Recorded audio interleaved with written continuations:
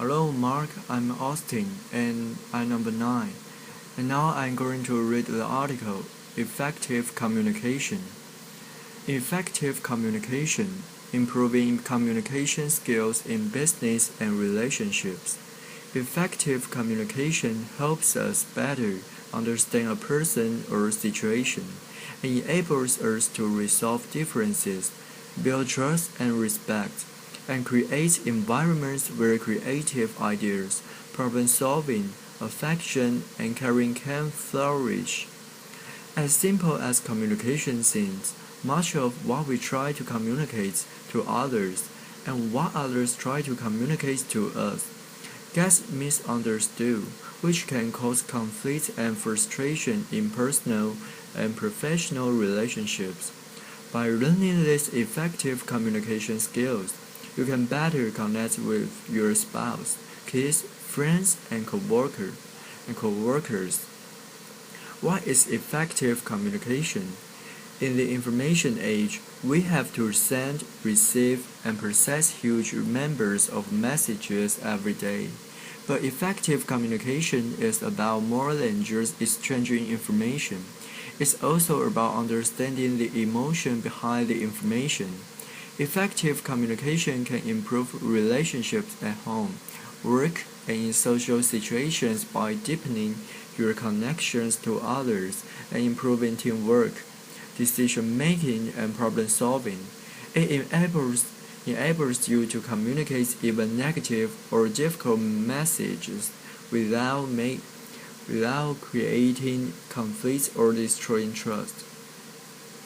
Effective communication combines a set of skills, including nonverbal communication, attentive listening, the ability to manage stress in the moment, and the capacity to recognize and understand your own emotions and those of the person you are communicating with. While effective communication is a learned skill, it is more effective when it's spontaneous rather than formulaic. A speech that is read, for example, rarely has the same impact as a speech that's delivered or appears to be delivered spontaneously. Of course, it takes time and effort to develop these skills and become an effective communicator. The more effort and practice you put in, the more instinctive and spontaneous your communication skills will become. Effective communication skills. Number 1. Listening. Listening is one of the most important aspects of effective communication. Successful listening means not just understanding the words or the information being communicated, but also understanding how the speaker feels about what they are communicating. Effective listening can make the speaker feel heard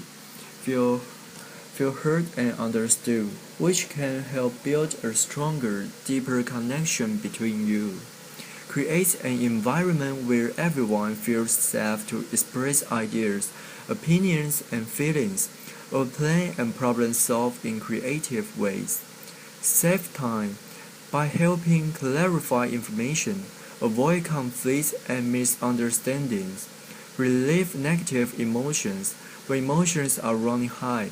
If the speaker feels that he or she has been truly heard, it can help to calm them down, relieve negative feelings, and allow for real understanding or problem solving to begin. Tips for effective listening. If your goal is to fully understand and connect with the other person, listening effectively will often come naturally. If it doesn't, you can remember the following tips. The more you practice them, the more satisfying and rewarding your interaction with others will become. Focus fully on the speaker, his or her body language, and other nonverbal cues. If you are daydreaming, checking text messages, or doodling, you are almost certain to miss nonverbal cues in the conversation. If you find it hard to concentrate on some speakers, try repeating their words over in your head. It'll reinforce their message and help you stay focused. Avoid interrupting or trying to redirect the conversation to your concerns by saying something like, "If you think that's bad, let me tell you what happened to me." Listening is not the same as waiting for your turn to talk. You can concentrate on what someone is saying if you are forming what you are going to say next. Often, the speaker can read your facial expressions and know that your mind is elsewhere. Avoid seeming judgmental. In order to communicate effectively with someone, you don't have to like them or agree with their ideas, values, or opinions. However, you do need to set aside your judgment and withhold blame and criticism in order to fully understand a person. The most difficult communication, when successfully executed, can lead to the most unlikely and profound connection with someone. Show your interest in what's being said, nod occasionally, smile at the person, and make sure your posture is open and inviting. Encourage the speaker to continue with small verbal comments like yes or uh-huh. Effective communication skills number 2. Nonverbal communication. When we communicate things that we care about, we do so mainly using nonverbal signals. Wordless communication or body language includes facial expressions, body movements and gestures, eye contact, posture, the tone of your voice, and even your muscle tension and breathing. The way you look, listen, move, and react to another person tells them more about how you are feeling than words alone ever can. Developing the ability to understand and use nonverbal communication can help you connect with others, express what you really mean, navigate challenging situations, and build better relationships at home and work. You can enhance effective communication by using open body language, arms uncrossed, standing with an open stance, or sitting on the edge of your seat, and maintaining eye contact with the person you are talking to. You can also use body language to emphasize or enhance your verbal message, patting a friend on the back while complimenting him or on his success. For example, pounding your fists to underline your message. Tips for improving how you read nonverbal communication. Practice observing people in public places, such as a shopping mall, bus, train, cafe, restaurant, or even on a television talk show with the sound muted. Observing how others use body language can teach you how to better receive and use nonverbal signals when conversing with others. Notice how people act and react to each other. Try to guess what their relationship is, what they are talking about, and how each feels about what is being said. Be aware of individual differences.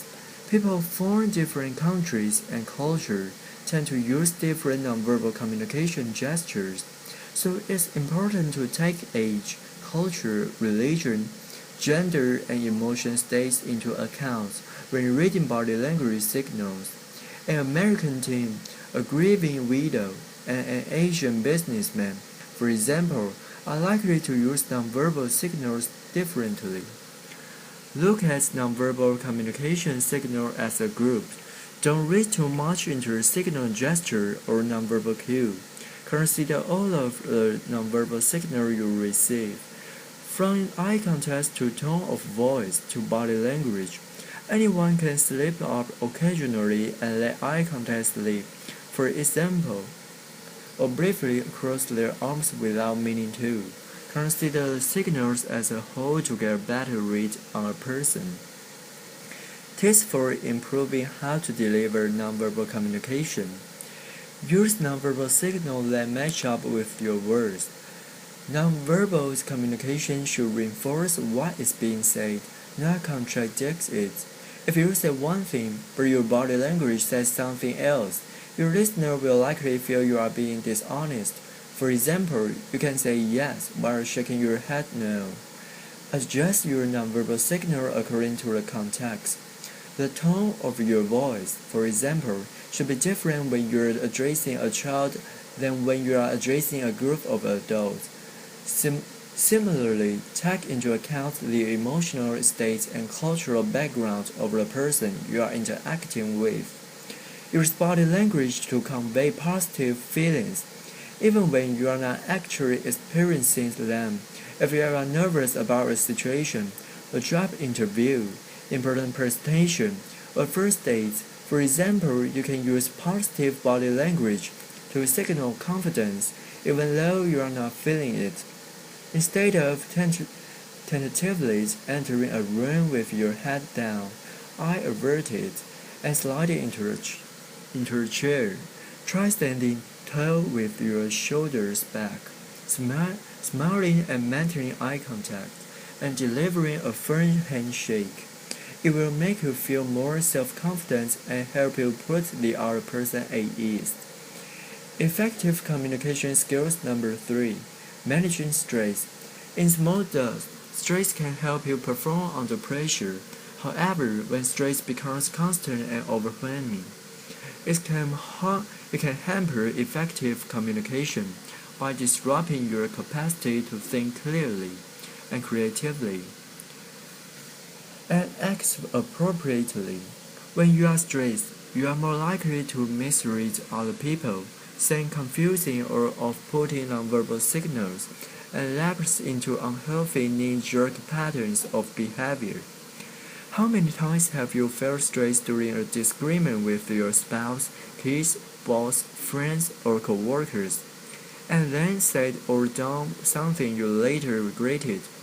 If you can quickly relieve stress and return to a calm state, you will not only avoid such regrets, but in many cases, you will also help to calm the person as well. It's only when you are in a calm, relaxed state and you will be able to know whether the situation requires a response, or whether the other person's signals indicate it would be better to remain silent. Quick stress relief for effective communication. When stress strikes, you can always temper it by taking time out to meditate or go for a run. Especially if you are in the middle of a meeting with your boss or an argument with your spouse. For example, by learning to quickly reduce stress in the moment, though, you can safely face any strong emotions you are experiencing. Regulate your feelings and behave appropriately. When you know how to maintain a relaxed, energized state of awareness, even when something upsetting happens, you can remain emotionally available and engaged. To deal with stress during communication, recognize when you are becoming stressed. Your body will let you know if you are stressed as you communicate. Are your muscles or your stomach tight and or sore? Are your hands clenched? Is your breath shallow? Are you forgetting to breathe? Take a moment to calm down before deciding to continue a conversation or postpone it. Bring your senses to the rescue and quickly manage stress by taking a few deep breaths, clenching and releasing muscles, or recalling a soothing, sensory-rich image. For example, the best way to rapidly and reliably relieve stress is through the senses: sight, sound, touch, taste, and smell. But each person responds differently to sensory input, so you need to find things that are soothing to you. Look for humor in the situation.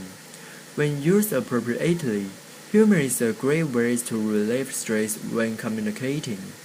When you or those around you start taking things too seriously, find a way to lighten the mood by sharing a joke or an amusing story. Be willing to compromise. Sometimes, if you can both bend a little, you'll be able to find a happy middle ground that reduces the stress levels. for everyone concerned. If you realize that the other person cares much more about something than you do, compromise may be easier for you and a good investment in the future of the relationship. Agree to disagree, if necessary, and take time away from the situation so everyone can calm down. Take a quick break and move away from the situation. Go for a stroll outside if possible, or spend a few minutes meditating. Physical movement or finding a quiet place to regain your balance can quickly reduce stress. Effective communication skills number 4. Emotional awareness. Emotions play an important role in the way we communicate at home or at work. It's the way you feel more than the way you think that motivates you to communicate or to make decisions. The way you react to emotionally driven nonverbal cues affects both how you understand other people and how they understand you. If you are out of touch with your feelings and don't understand how you feel or why you feel that way, you'll have a hard time communicating your feelings and needs to others. This can result in frustration, misunderstandings, and conflicts. When you don't address what's really bothering you, you often become embroiled in petty squabbles instead. Arguing with your spouse about how the towels should be hung, for example, or with a coworker about whose turn it is to restock the copier. Emotional awareness provides you the tools needed for understanding both yourself and other people, the real message they are communicating to you. Although knowing your own feelings may seem simple, many people ignore or try to sedate strong emotions like anger, sadness, and fear. But your ability to communicate depends on being connected to these feelings. If you are afraid of strong emotions, or if you insist on communicating only at a rational level, it will impair your ability to fully understand others, creatively problem solve, resolve conflicts, or build an affectionate connection with someone. How emotional awareness can improve effective communication. Emotional awareness, the consciousness of your moment-to-moment emotional experience, and the ability to manage all of your feelings appropriately, is the basis for effective communication. Emotional awareness helps you understand and empathize with what is really troubling other people, understand yourself, including what's really troubling you and what you really want. Stay motivated to understand and empathize with the person you are interacting with, even if you don't like them or their message. Communicate clearly and effectively, even when delivering negative messages. Build strong, trusting, and rewarding relationships. Think creatively, solve problems, and resolve conflicts. Effective communication requires both thinking and feelings. When emotional awareness is strongly developed, you will know what you're feeling without having to think about, and you will be able to use these emotional cues to understand what someone is really communicating to you and act accordingly. The goal of effective communication is to find a healthy balance between your intellect and your emotions, between thinking and feeling. Emotional awareness is a skill you can learn. Emotional awareness is a skill that, with patience and practice, can be learned at any time of life. You can develop emotional awareness by learning how to get in touch with difficult emotions and manage uncomfortable feelings, including anger, sadness, fear, disgust, surprise, and joy. When you know how to do this, you can remain in control of your emotions and behavior, even in very challenging situations, and communicate more clearly and effectively. Next step, improve emotional awareness. Emotions are the are the foundations of your ability to understand yourself and communicate effectively with others. Emotional awareness allows you to understand what others are feeling and to empathize with them. Read Developing Emotional Awareness. Now I have finished the article. Thank you, Mark. Bye bye.